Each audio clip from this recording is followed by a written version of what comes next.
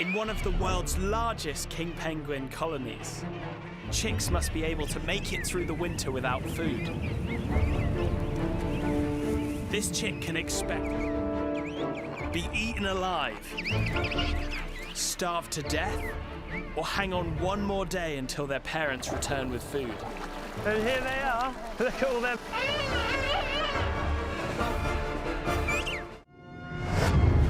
How is it possible that life the whaling stations were abandoned? This is an awe-inspiring story of how, if given the chance, nature can bounce back on a scale you're not going to believe. This is Resurrection Island.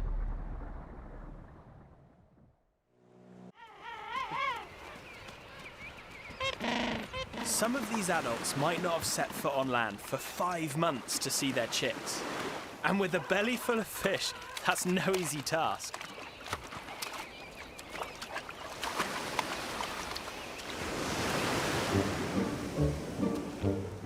The worst part is over. Just a nice stroll to find the kids.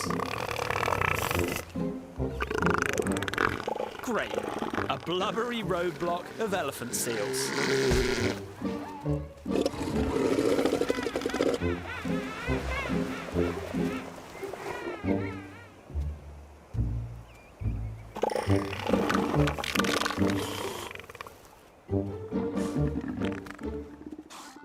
You've got that big swimming pool in the middle.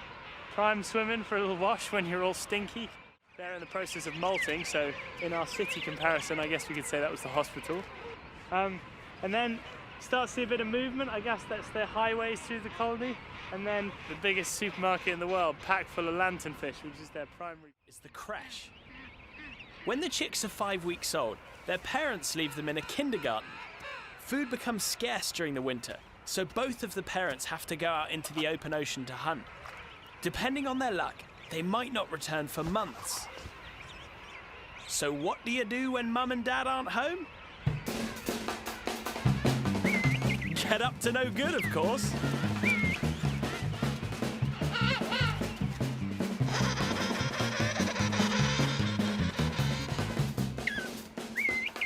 Amazing fluffy coats.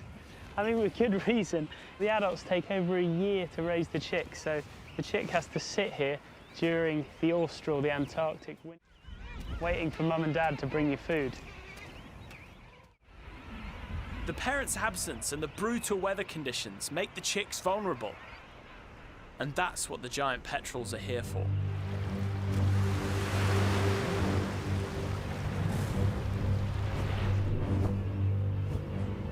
Giant petrels hunt king penguin chicks by spotting a weak one that's strayed away from the creche.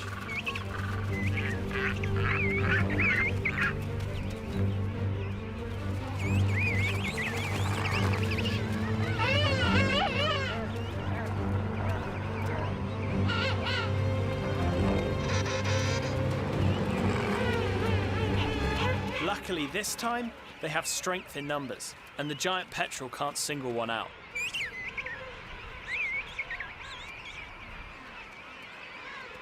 Finally home, each adult calls their chick.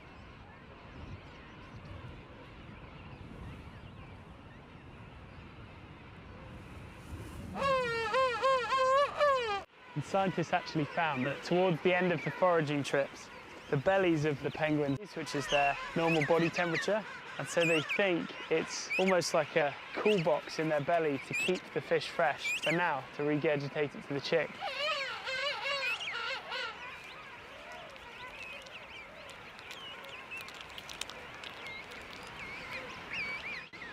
Now that the chicks have had a few mouthfuls, the adults need to go back to the ocean and start again. If only it were as easy as that. They must negotiate a long line of pecky adults protecting their eggs. Go, go, go, run, run, run, run, run, peck, peck, peck, peck, peck. That's brilliant. What an awesome tactic. They must be paired together, and the one behind is using the one in front as a shield. The front one's getting absolutely hammered, but the back one... actually...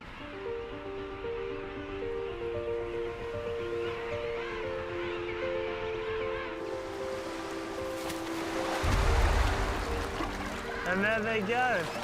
Back out to sea, off to get another belly full of fish for their then dive to 300 meters, 1,000 feet is pretty spectacular.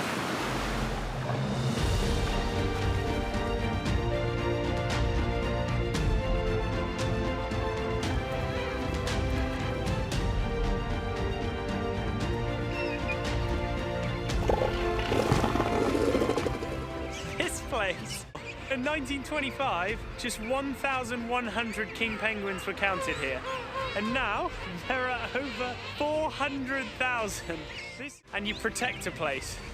And if this isn't justification for looking after wild places, then I do not know what is.